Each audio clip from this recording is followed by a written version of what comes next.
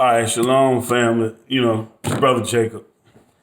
And so I just heard about this doctrine that Revelation 17 is talking about Israel. The doctrine is that the great harlot, is the nation of Israel. So we're going to read this a little bit. I'm going to hit a couple of precepts just so you understand that that's absolute madness. That is not correct. So, Book of Revelation, chapter 17 and verse 1. And there came one of the seven angels which had seven vials, and talked with me, saying unto me, Come hither, I will show unto thee the judgment of the great whore that sitteth upon many waters. So this great whore sits upon many waters. Now, granted, we know Israel played the whore by worshiping other gods. But this ain't talking about Israel. This whore sitteth upon many waters, meaning she rules over many nations. Now, verse 2. With whom the kings of the earth have committed fornication, and the inhabitants of the earth have been made drunk with the wine of her fornication. So this wine is going into the philosophies of men, their ideologies. And who's doing that today? It's the so-called white man. He pushing his policies, his ideologies, his Christianity on all the nations. He's pushing on all the nations. Right now, you got, they're in a battle with China over Taiwan because Taiwan is democratic. Who else is doing this? Who is pushing democracy on the earth? The nations are mad about that. But I'm gonna go to Jeremiah real quick. Jeremiah 50. Because I know one thing for sure. Israel is not Babylon the Great. That's madness. All right. Book of Jeremiah, chapter 51 is what I want. Chapter 51 and verse 7.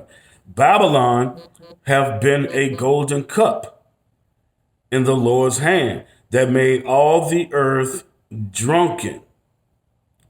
Drunken with that wine. The nations have drunken of her wine. The nations are not drinking the doctrine of Israel. The earth would be in order if that was the case. So the nations have drunken of her wine. Therefore, the nations are mad. They're angry with the United States. They're going to turn on this place. Watch. Now, back to Revelation 17. And the woman was arrayed in purple and scarlet color. Now, those are colors that the priests are supposed to wear.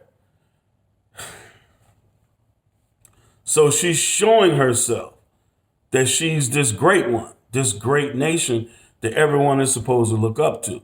Just like you could go to Isaiah chapter 47, you're going to see the same thing.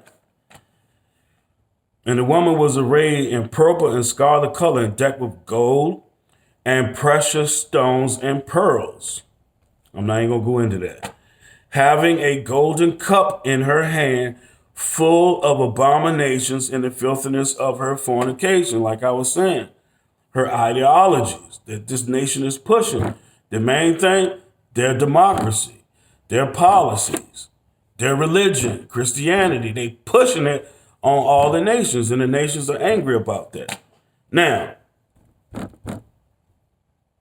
before I go any further, I'm gonna go ahead to Isaiah 47, so y'all can see what I mean.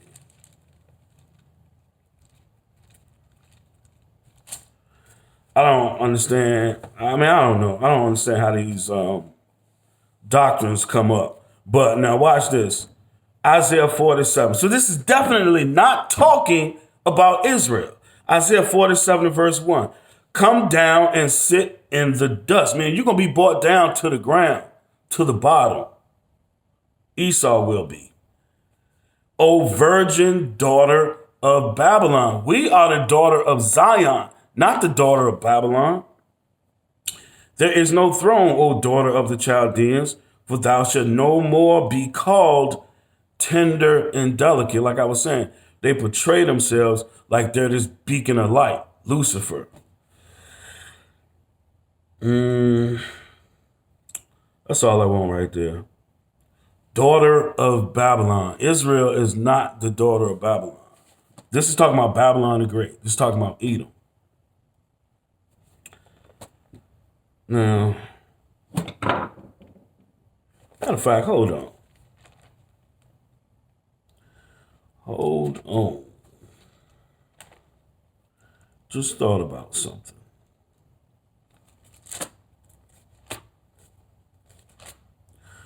Precept upon precept. That's how we must go.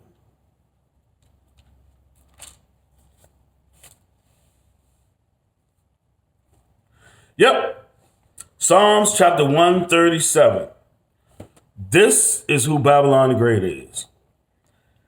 Psalms 137, verse 7. Remember, O Lord, the children of Edom in the day of Jerusalem, who said, race it, even to the foundation thereof. O daughter of Babylon. Edom is the daughter of Babylon, Babylon the Great, not Israel.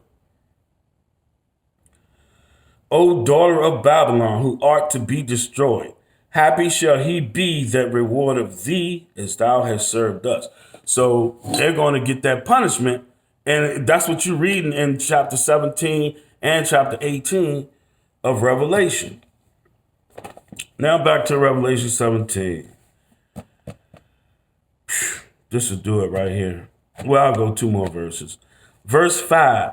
And upon her forehead was a name written, Mystery Babylon the Great. How in the hell are the children of Israel Mystery Babylon the Great?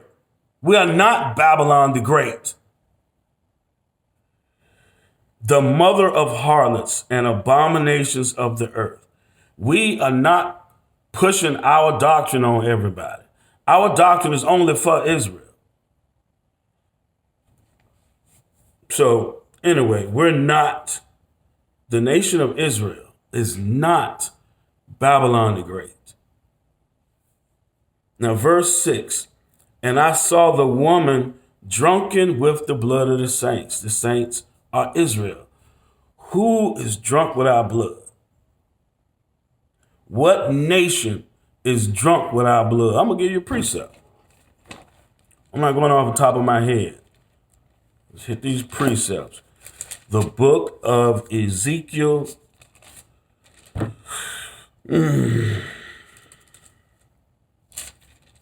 Chapter 35. I'm going to read verse 3. I'm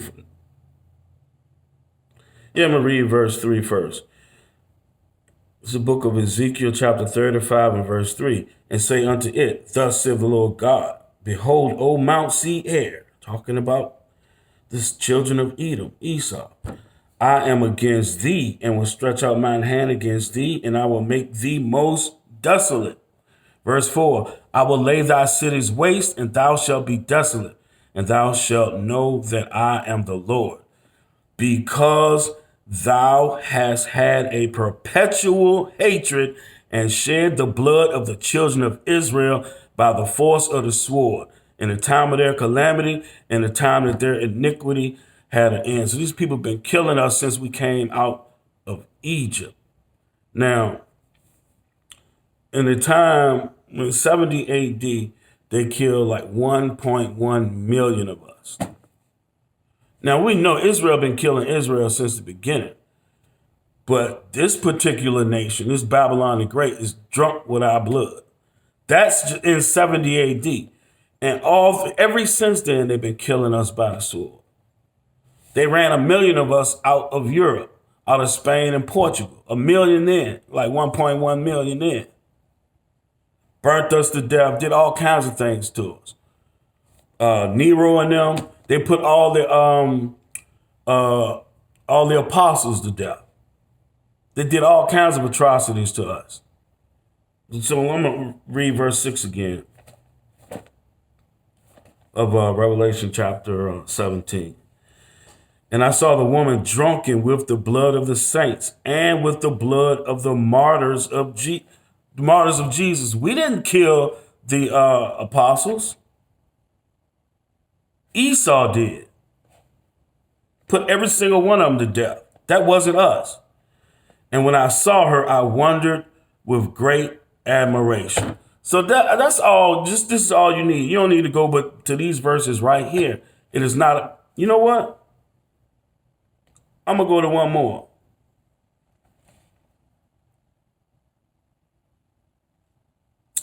Matter of fact, I'm gonna pick up.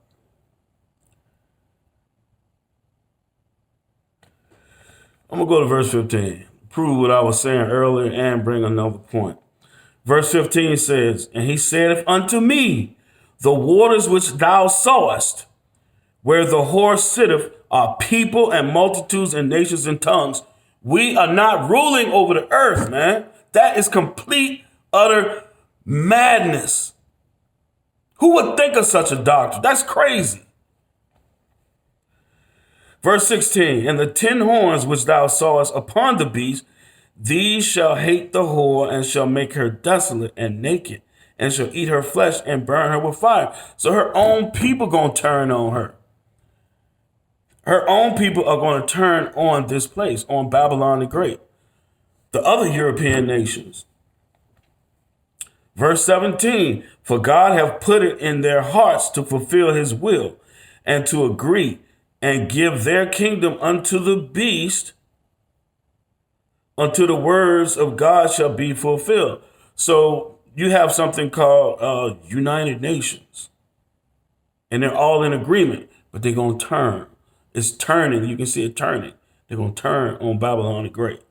Verse 17, and the woman which thou sawest, the woman which thou sawest, the woman which thou sawest is that great city.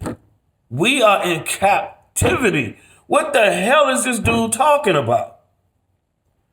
Which reigneth over the kings of the earth.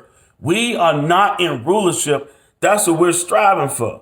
We have to wait for Christ to come back, and so we can be reestablished and get the kingdom back. With our restore the kingdom to Israel, that's what's going to happen to those repentant Israelites. We are not Babylon the Great. We are not the great whore from Revelation 17. That's easy to understand. With that, y'all, I say shalom.